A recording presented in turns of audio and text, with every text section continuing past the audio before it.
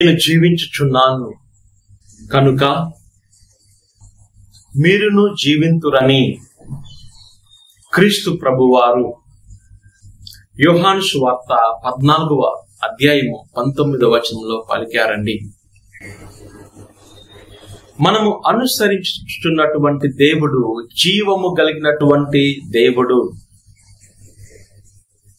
మాట్లాడగలిగేటువంటి దేవుడు, చూడగలిగినటువంటి వాడు, నీ ప్రార్థనలను వినగలిగినటువంటి వాడు, నీ కష్ట సమయములలో నిన్ను ఆయన దర్శించగలిగినటువంటి దేవుడు, స్పర్శించగలిగినటువంటి దేవుడు. ఐగుప్తులో బానిసత్వం ఉన్నటువంటి ఇజ్రాయెల్ ప్రజల యొక్క కన్నీటిని చూసినటువంటి దేవుడు. నా ప్రజల బాధలను కన్నీటిని చూశాను. సమస్తాన్ని చూసేటువంటి దేవుణ్ణి మనము అనుసరిస్తున్నాం. బానిసత్వములో, ఐగుప్తులో బానిసత్వంలో మగ్గిపోతున్నటువంటి ఇజ్రాయెల్ ప్రజల యొక్క కన్నీటిని చూసిన దేవుడు నీ యొక్క కన్నీటిని చూడడా? ఐగుప్తు బానిసత్వంలో ఉన్నటువంటి వారిని విడిపించినటువంటి దేవుడు ఇజ్రాయెల్ ప్రజలను ఐగుప్తుల నుండి విడిపించిన దేవుడు నీకు మరలా శ్రేయస్సుని ఇవ్వడా? నీ కన్నీటిని ఆయన చూస్తున్నాడు, నీ ప్రార్థనలను ఆయన ఆలకిస్తున్నాడు. నువ్వు విశ్వాసముతో చేసే ప్రతి ఒక్క ప్రార్థన ఆయన ఆలకిస్తున్నాడు అనే సత్యాన్ని ఈరోజు నువ్వు గుర్తించు.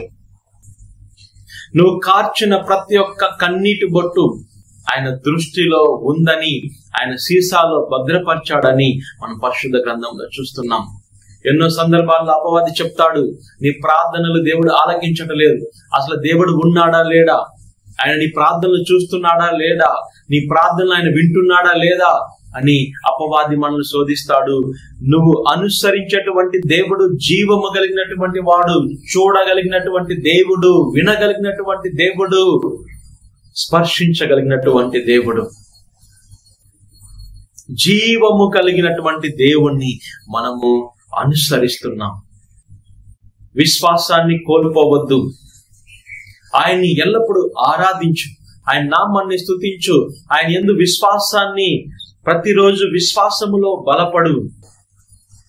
జీవమునిచ్చిన పరమపిత నీకే స్తుతి ఆరాధన, రక్తం చెంది రక్షించిన క్రీస్తు ప్రభువా ఆరాధన, బలపరచి నన్ను దృఢపరచు పరిశుద్ధాత్మ ఆరాధన, ఆరాధన ఆరాధన ఆరాధన ఆరాధన. జీవము కలిగినటువంటి దేవుణ్ణి మనం అనుసరిస్తున్నామండి. మరణించినటువంటి వాడు కాదు మన దేవుడు, మృత్యువుని జయించినటువంటి దేవుడు. క్రీస్తు ప్రభు పునరుత్థానం తర్వాత పలికినటువంటి మాటలు ఏంటంటే, ఆల్ఫా ఒమేగాను నేనే, ఆదియు అంతమును నేనే, నేను మరణించితిని కాని చూడు, సదాకాలము జీవిస్తూనే ఉంటాను, నాకు మరణము లేదు, మరణము నన్ను జయించలేదు. నన్ను విశ్వసించే ప్రతి ఒక్కరికి కూడా మరణము ఉండదు. నన్ను విశ్వసించే ప్రతి ఒక్కరు మరణాన్ని జయిస్తారు. నేనే పునరుత్థానము, జీవమును. నన్ను అనుసరించేటువంటి వారు ఎన్నటికీ మరణించరని క్రీస్తు ప్రభువారు పలికారండి. జీవము కలిగినటువంటి దేవుణ్ణి మనము అనుసరిస్తున్నాము, వెంబడిస్తున్నాము. నేను జీవిస్తున్నాను కనుక మీరు కూడా జీవిస్తారని ప్రభువు పలుకుతున్నాడండి. విశ్వాసాన్ని, విశ్వాస యాత్రలో బలముగా, దృఢముగా మనము నిలబడాలి. పౌలు గారు వలె మన యొక్క పరుగు పందెములో మనము దృఢముగా నిలబడాలి.